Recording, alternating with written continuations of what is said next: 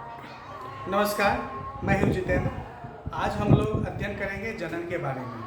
प्यारे बच्चों, आप लोगों ने देखा होगा अपने आसपास कि अगर हम लोग खेत में आलू को अगर हम छोटा छोटा टुकड़ा में काट कर लगाते हैं तो उससे एक नया पौधा बन जाता है। उसी ढंग से प्याज को लगाते हैं, लहसुन के एक एक कली को लगाते हैं तो उससे एक नया पौधा बन जाता है। इसी तरह से आप लोगों ने हल्दी की भी खेती करते हुए किसानों को देखा होगा। साथ ही साथ आप ये भी देखते हैं कि बहुत सारे फूल हैं या जीव जंतु हैं, वो भी जनन करते हैं। क्या आप जानते हैं कि इसमें जनन की प्रक्रिया कैसे संपन्न होती है? चलिए आज उसी के बारे में हम लोग अध्ययन करते हैं। ये जनन जो है, यह जीवों का एक प्रमुख लक्षण है जिसके द्वारा कोई भी सजीव अपने ही जैसे संतान की उत्पत्ति कर अपनी वंशगति को बढ़ाता है। और यह प्रक्रिया दो तरह का होता है, एक होता है अलैंगिक जनन, दूसरा होता है लैंगिक जनन। अलैंगिक जनन को अंग्रेजी में एसेक्सुअल रिप्रोडक्शन, जबकि लैंगिक जनन को सेक्सुअल रिप्रोडक्शन कहते हैं।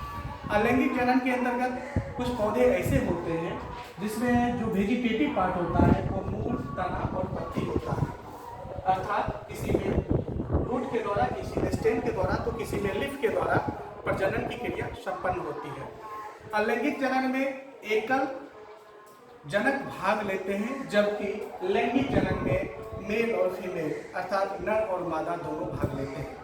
आइए हम कुछ उदाहरणों के द्वारा इसको समझने का प्रयास करते हैं। जैसे यहाँ पर आप लोग आलू को देखते होंगे, यहाँ पर हमारे पास आलू है। आप देखते हैं कि ये आलू है और ये है आलू का आँख। इस आलू के आँख से निकलता है कली, जिसे बड कहते हैं। और यहाँ पे आप देखते होंगे कि कली 2-3 की समूहों में है, तो ये कली ही आगे चलकर विकसित होकर एक आलू का पौधा बनाता है। इसी तरह से यहाँ पर हमारे पास है अदरक, और इस अदरक में भी यहाँ पर बड है, यहाँ पे बड है और इस बड से निकला है अदरक का पौधा। इसी तरह से हमारे पास ये लहसुन है, और इस लहसुन के भी बड से यहाँ पे जो आगे का भाग है जिसे बड कहते हैं, कली कहते हैं, ये आगे चलकर विकसित होकर ये अदरक का पौधा, ये हल्दी का पौधा तैयार किया है। और यहाँ पे देख रहे होंगे कि हल्दी का जो ये गांठ है, ये जगह जगह पर नोड है, ठीक है। इसी तरह से यहाँ पर लहसुन है, लहसुन में भी एक एक कली को हम लोग जब खेत में लगाते हैं तो एक एक कली को लगाते हैं, जो कि विकसित होकर एक नया पौधा देता है। यहाँ पे हम लोग दूसरा देखते हैं कि ये पत्थरचट्टा का पत्ता है, जिसे ब्रायोफिलम कहते हैं। अगर इसे हम लोग गौर से देखें, ध्यान से देखें, तो इस पत्ती का जो साइड का भाग है, ये किनारे का जो भाग है, ये कटा कटा है, और ये कटा हुआ भाग से एक एक पौधा निकलेगा जो विकसित होकर एक नया ब्रायोफिलम का पौधा या पत्थरचट्टा का पौधा तैयार करता है।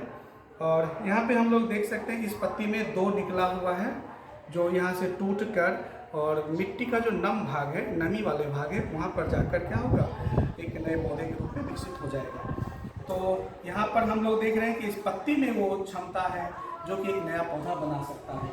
इसी तरह से गुलाब का अगर हम ये टहनी को देखें तो गुलाब के टहनी में देख रहे हैं कि यहाँ बीच बीच में नोड है, और यहाँ पे नोड से भी बड निकल रहा है, ये नोड से भी बड निकल रहा है, कली निकल रहा है। और ये ऊपर का जो भाग है, यहाँ पर भी देखें, अगर यहाँ गौर से देखें तो यहाँ पर भी एक्जियल बड निकल रहा है, जो कि एक नया पौधा के रूप में विकसित होगा। इसे हम लोग अगर छोटा टहनी के रूप में काट कर लगाते हैं तो उससे भी पौधा बनता है, या फिर कलम के द्वारा भी हम लोग नया पौधा बना सकते हैं। इसी तरह से हम लोग यहाँ पे अगर कैक्टस को देखें, जिसे नागफनी कहते हैं, इसे हम देखें तो यहाँ से भी क्या हो रहा है कि जगह जगह से एक छोटा नागफनी का नया पौधा के रूप में विकसित हो रहा है, जो टूट कर यहाँ से अलग हो जाएगा, और ये टूटने के बाद एक नया नागफनी का पौधा बनाएगा। इस तरह से हम लोग क्या देख रहे हैं कि ये जो मातृ पौधा है, इसी से अलग होकर एक नया पौधा बना रहा है। और कुल मिलाकर हम लोग देखें तो ये एक दूसरे का क्लोन बना रहा है, जो फिजिकली एंड जेनेटिकली, यानी कायिक रूप से भी और आनुवांशिक रूप से भी 100% सेम होगा, जो कि एक क्लोन का उदाहरण है। उसी तरह से हम लोग देखते हैं तो कुछ वेजिटेटिव पार्ट है, जैसे रूट, उसका उदाहरण है स्वीट पोटैटो, डैलिया, गाजर। पत्ती से जो जनन होता है उसमें ब्रायोफिलम फर्न है, तना से होता है उसमें राइजोम है, आलू है, ट्यूबल का उदाहरण है। उसी तरह से गार्लिक और ओनियन है, बलू का उदाहरण है। राइजोम का उदाहरण हो गया जिंजर, टर्मिक, बनाना। शक्कर का मिंट और रिनट्स का उदाहरण हो गया ऑक्जेलिस।